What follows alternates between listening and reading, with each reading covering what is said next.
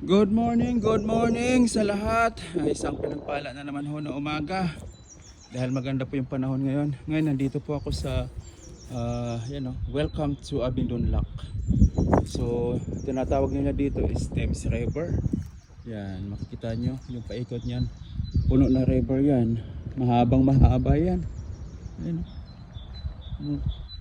Galing doon. Yan. Papunta dito. Yan o. Yan.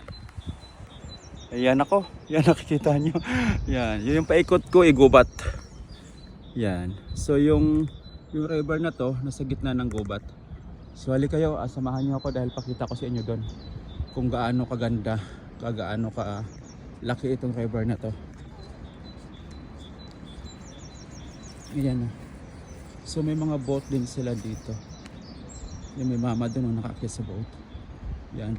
Napakalinis yung river nila dito dahil mini-maintain nila yung cleanliness. Kahit yung mga daanan, walang kadumi-dumi. Yan. Maganda.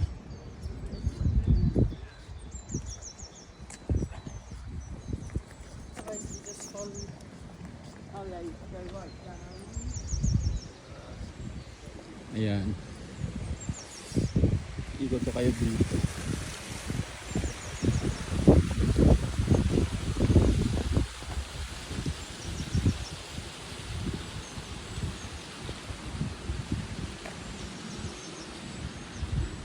Ganda, no? Linis, no? Linis ng kapaligiran. Tapos napakadaming kahoy. Yan, kaya malamig dito.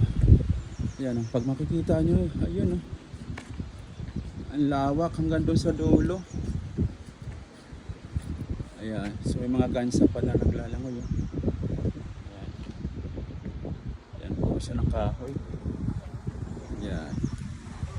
So dadaling ko kayo dito mismo sa pinaka highlight niya. Maganda to. Yung man nakalagay pa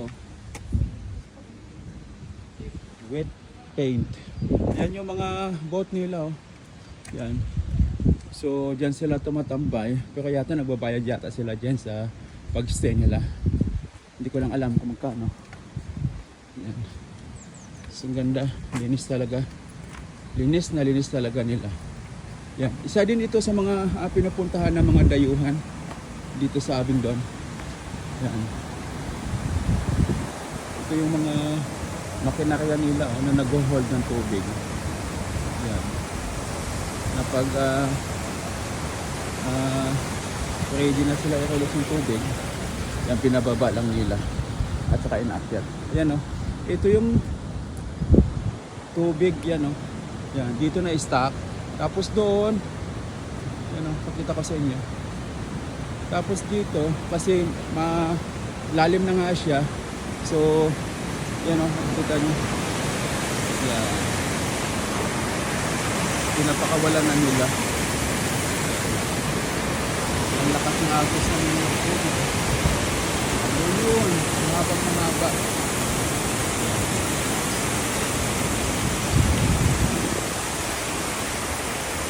Ayan yung paligid.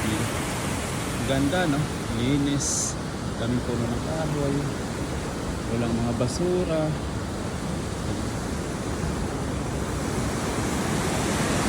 Ayan. Lakas na.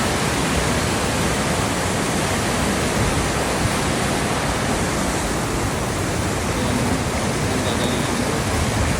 So, pag kailangan nila start bababa lang nila yan. Kaso lang, kung masyado malalim ito, nakakaw na dyan. Tulad yung hindi siya nakababa. Itong madami na ito. Yung lakas ng agos ng agos ng agos ng agos.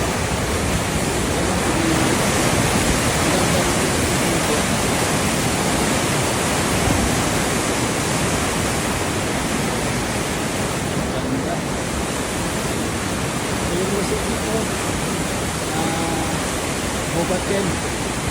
Mga bubat dito. Yeah. So may mga naglalakad din. Yan. Kadalasan lalakad sila ng mga aso nila dito. Yan. Saka lalo na yung mga matatanda.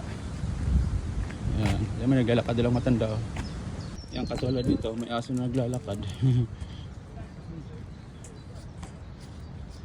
Yan. Maganda dahil malamig yung paligid niya sa daming kahoy na nakatanim. Ano, tingnan niyo, ang lalaki ng kahoy.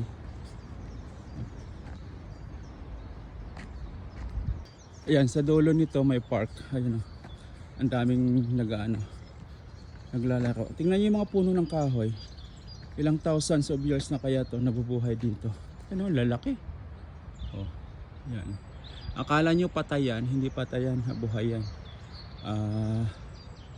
Yan.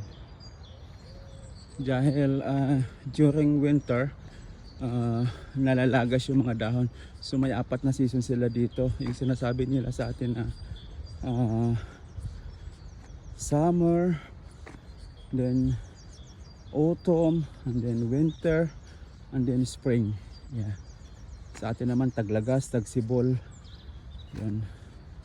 Mga ganon. So yan ang lalaki ng dahon. Kahoy. Malalaki pala yung mga kahoy. Tsaka gandahan lang dito, yung mga puno ng kahoy dito, pag nagkadahon na, nag-iiba yung kulay.